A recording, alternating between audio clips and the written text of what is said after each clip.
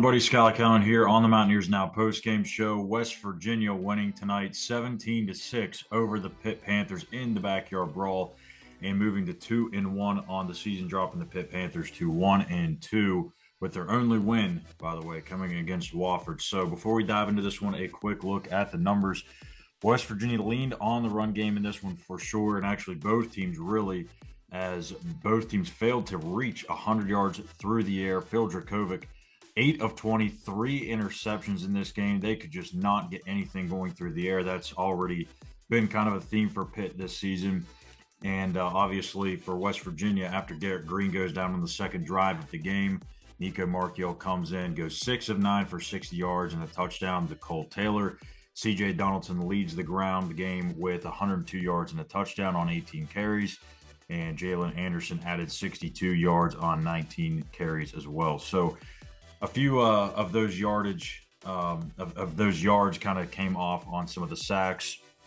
As you'll see, if you go to the stat sheet, Nico Marchiol is minus 5 yards on 9 carries. So take with that with what you will, but pretty solid outing all the way around for the most part for West Virginia, especially after Garrett Greene goes down with the injury. Don't really know the severity of it at this point in time. We'll probably have an update on Monday from Neil Brown. In terms of C.J. Donaldson, it does sound like it's much better than it probably seemed at first. Neil said in his post-game press conference that it kind of scared C.J. just because of the injury that he had last year against TCU.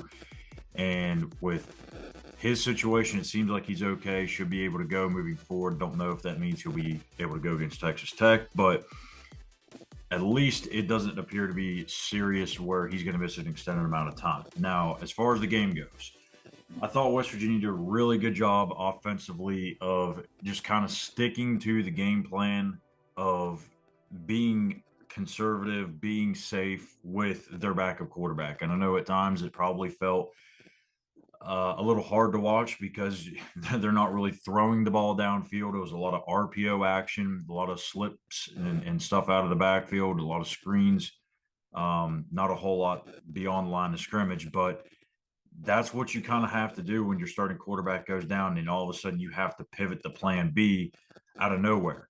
So that's a very fast adjustment that has to be made.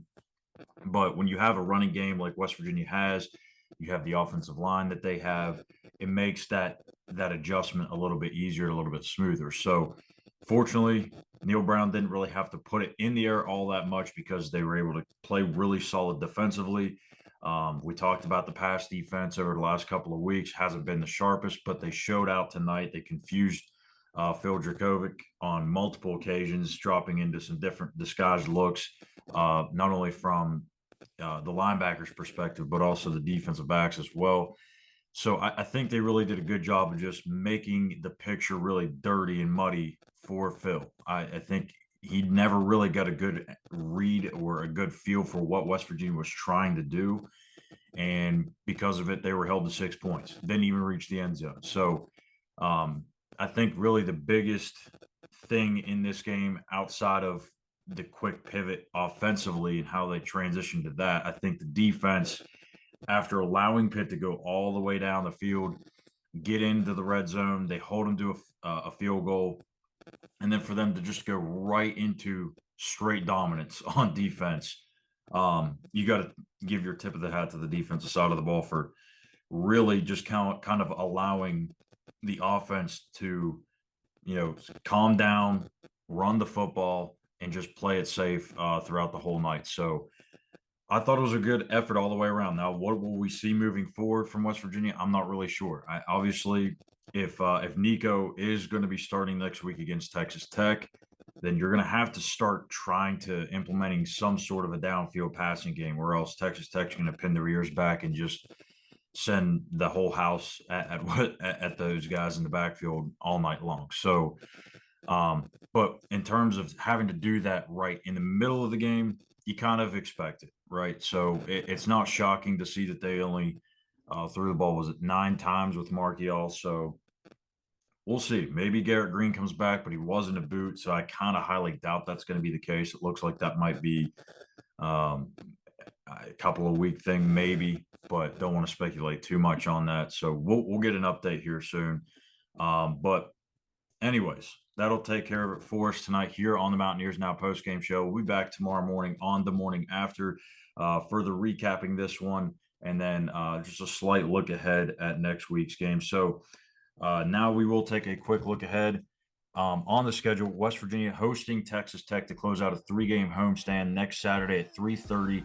That will be streamed on Big 12 Now and ESPN Plus, and then they will hit the road for 2 games against TCU and then Houston on Thursday night before returning home against Oklahoma State, who got waxed by South Alabama here this evening. How about that? So that'll do it for us here on the Mountaineers Now postgame show. I'm Schuyler Callihan. Again, West Virginia winners over the Pitt Panthers 17-6.